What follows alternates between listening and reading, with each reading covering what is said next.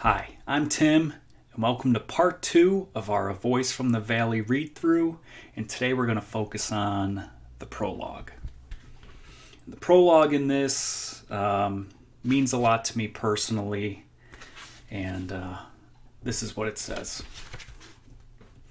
Before I was ever born, God had his eye on this sparrow. And Eric McElveen said that. And Eric McElveen is actually my grandpa, and just a strong Christian man, someone I've grown to admire. And after he died, 15 years ago now?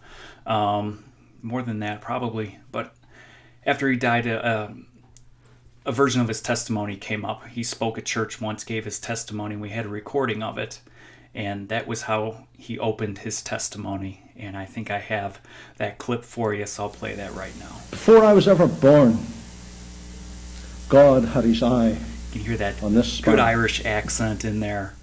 And throughout his testimony, he started to weave this thread together, that God always had his eye on him.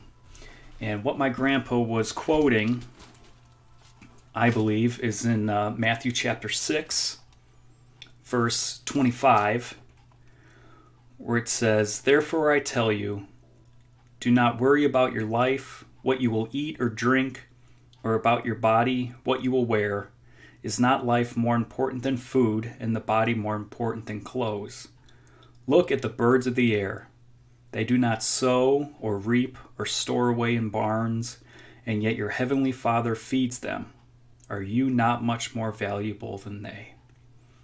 Who of you by worrying can add a single hour to his life?" And I believe that's what my grandpa was proving through his testimony that he gave, that no matter what it was, God always had his eye on him. And if you're a non-Christian, just know that God sees you, and he has all these things going for you. He's not against you at all, and he's weaving these things together.